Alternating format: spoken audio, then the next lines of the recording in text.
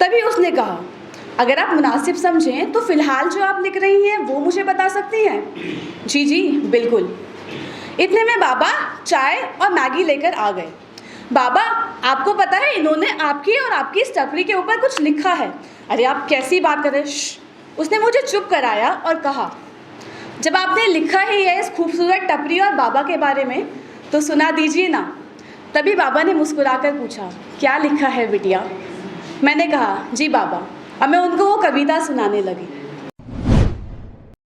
एक अरसे से खुद को पहचाना नहीं है, एक अरसे से खुद को पहचाना नहीं है, क्या चाहिए मुझे, क्या सुकून है मेरा, सवाल दिल में आया नहीं है।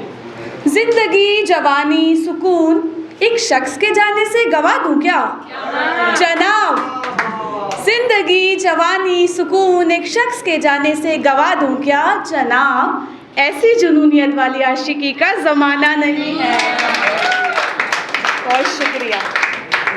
तो इसके बाद एक हम सब शायर हैं, तो हम सब के लिए ही एक शेर लिखा था कि ऐसा होता है जब कोई शख्स हमसे दूर चला जाता है फिर भी एक उम्मीद रहती है जब तक वो किसी और का नहीं हो गया। तो उस पर अर्ज है कि दर्द दिल की आखिरी आह अभी बाकी है, दर्द दिल की आखिरी आह अभी बाकी है, जिनसे मोहब्बत है हमें उनका निकाह अभी बाकी है। शुक्रिया शुक्रिया। तो इसके बाद मैं कहानी शुरू करती हूँ। वैसे मैं कहानी नहीं लिखती हूँ, एक रिसेंटली एक कहानी लिखी है तो दिल कर रहा है कि मैं सुना देती हूँ। तो ये कहानी वास्तविकता से नहीं है, मैंने इमेजिन करके ही कुछ लिखा है, कुछ रियलिटी से इसका नहीं है ताल्लुक। तो शुरू करते हैं। सुबह का वक्त है और सर्द मौसम, और उत्तराखंड की इन वादियों में ये धूप मानो ऐसे महसूस हो रही है जैसे कोई बहुत ही मोहब्बत से पुचकार रहा हो। मगर अब पहाड़ों पर चढ़ते चढ़ते ज़रा भूख लगी है, लेकिन इस सुनसान पहाड़ी पर मुझे क्या मिलेगा? यूँ सोचते सोचते मैं आगे बढ़ रही थी कि तभी मेरी नज़र चाय की उस टपरी पर पड़ी। लो सुन ले खुदा ने मेरी, वो रही चाय की टपरी और एक प्लेट मैगी। ये सोचकर मैं बढ़ी उस टपरी की ओर। बाबा, चाय पिला देंगे अदरक वाली? जी बिटिया रानी, अभी पिला देते हैं, बताओ और कुछ लोगी? जी जी, आप ना एक प्लेट मैगी भी बना दीजिए। ठीक है बिटिया, मैं बनाता हूँ, तुम बैठ जाओ वहाँ कुर्सी पर, मैं अभी लेकर आता हूँ। और बाबा से कुछ यूँ बात करते करते मैंने कुर्सी खींची तो देखा कि मेरा हाथ एक जनाब की प्लेट से टकरा गया है। मुड़कर देखा तो जनाब की पूरी मैगी नीचे गिर चुकी थी। Oh my God, I am so sorry, मैं एकदम बौखला गई। अरे शांत हो जाओ, एक मैगी ही थी, सांस तो ले लो, उसने जवाब दिया। नहीं नहीं, आप रुकिए बाबा, आप ना मैगी 2 प्लेट कर दीजिए। ये कहकर मैंने बाबा को एक और प्लेट मैगी लाने के लिए कहा और मैंने कुर्सी खींची और बैठ गई। इस बार बिना किसी से टकराए और बिना कुछ गिराए मैं कुर्सी पर बैठ गई। मैंने अपने बैग से अपनी डायरी निकाली और अपने बालों से वो कलम जिसके सहारे मेरे बाल सिमट कर एक जूड़े में बंधे हुए थे। कलम खींचते ही मेरी जुल्फ़ें मेरे चेहरे पर बिखर गई और ना जाने क्यों सामने बैठे शख्स के चेहरे पर एक मुस्कान निखर गई। खैर, मुझे कुछ लिखना था। क्या लिखूं सोचते सोचते मैंने सोचा कि क्यों ना आज बाबा की इस टपरी पर ही कुछ लिखा जाए, और मैं लिखने लगी। तभी सवाल आया, आप लिखती हैं? जी, मुझे लिखने का बहुत शौक़ है। बहुत खूब, तो क्या लिखती हैं आप? जी, जिससे मैं जुड़ जाऊं या जिससे जज्बात जुड़ जाएं। मैंने जवाब दिया। क्या बात है मोहतरमा, क्या गहरी बात कह दी आपने? उसने मुझसे कहा। जी, अब जो है यही है, और मैं लिखने लगी। तभी उसने कहा, अगर आप मुनासिब समझें तो फ़िलहाल जो आप लिख रही हैं वो मुझे बता सकती हैं? जी जी बिल्कुल। इतने में बाबा चाय और मैगी लेकर आ गए। बाबा, आपको पता है इन्होंने आपकी और आपकी इस टपरी के ऊपर कुछ लिखा है। अरे आप कैसी बात कर रहे हैं? उसने मुझे चुप कराया और कहा, जब आपने लिखा ही है इस खूबसूरत टपरी और बाबा के बारे में तो सुना दीजिए ना। तभी बाबा ने मुस्कुराकर पूछा, क्या लिखा है बिटिया? मैंने कहा, जी बाबा। अब मैं उनको वो कविता सुनाने लगी। एक छोटी सी मुस्कान और बड़ा सा तजुर्बा लिए बड़े प्यार से बात करते हैं। छोटी सी मुस्कान और बड़ा सा तजुर्बा लिए बड़े प्यार से बात करते हैं, कम तनख्वाह में कड़ी मेहनत कर कितने प्यार से सबकी थकान का इलाज करते हैं। चाय तो बहुत जगह मिलती है, चाय तो बहुत जगह मिलती है, मगर हर कोई मोहब्बत से पिलाता नहीं है और हर कोई बाबा की तरह अपनेपन का एहसास दिलाता नहीं है। वो कविता सुनकर बाबा की आंखों में आंसू आ गए।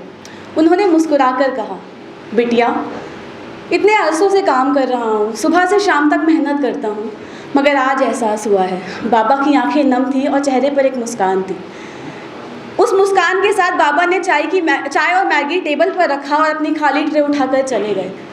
तभी उन जनाब ने मुझसे कहा, देखा, आपने किसी के चेहरे पर एक मुस्कान ला दी। मैं मुस्कुराई और मैं अपने चाय की चुस्कियाँ भरने लगी। तभी मैंने अपना पहला सवाल किया, तो आप यहीं से हैं? जी, यहीं से मैं हूँ, यहीं से हैं हम। और आप बताइए? जी, मैं दिल्ली से हूँ। बहुत खूब, तो क्या करते हैं आप? मैंने अपना दूसरा सवाल किया। जी, मैं भी लिखता ही हूँ। माशाअल्लाह, अभी तक आपने इस चीज़ का जिक्र नहीं किया था। जी, आपने पूछा ही नहीं। अच्छा ठीक है, छोड़िए, तो क्या लिखते हैं आप? जी, मैं बहुत कुछ लिखता हूँ और जैसा आपने कहा कि जिससे जज्बात जुड़ जाएं या जिससे हम जुड़ जाएं, उसी पर लिखता हूँ। और हाँ, जब किसी की जुल्फ़ें उसके चेहरे पर बिखर जाती है तो हमारी कलम भी उसी तरह कागज़ पर थिरक जाती है। मैं मुस्कुराई, शर्माई और मैं अपनी मैगी खाने लगी। फिर मैंने उसको कहा कि अच्छा कुछ सुनाइए ना आप। तो उसने जवाब दिया, जी माज़रत चाहेंगे, मगर अभी मेरा कहीं पहुंचना बहुत ज़रूरी है, मगर हाँ, अगली मुलाकात पर मैं हर सुबह यहाँ चाय पीने आता हूँ। ये कहकर वो चला गया। मैं बैठी असमंजस में पड़ गई कि अगली मुलाकात, क्योंकि अगले दिन 11 बजे की मेरी दिल्ली की ट्रेन थी। मैंने वक्त देखा तो 7 बज रहे थे। 7 से 11 का अनुमान लगाया तो थोड़ा सुकून मिला कि थोड़ा वक्त तो था। मैंने मैगी खाई, बाबा को पैसे दिए, उन्हें अलविदा किया और चली गई। अगली सुबह मेरी आंख जल्दी खुल गई, या यूँ कहूँ कि नींद आई ही नहीं। खैर, मैं निकल गई उस पहाड़ी की ओर। वो टपरी ना एक छोटी सी पहाड़ी पर थी। वहाँ पहुँची तो देखा वहाँ सिवा बाबा के कोई ना था। मैंने बाबा से पूछा, बाबा आप यहाँ सुबह कब आ जाते हैं? 6 बजे लगा लेते हैं बिटिया, बाबा ने मुस्कुराकर जवाब दिया।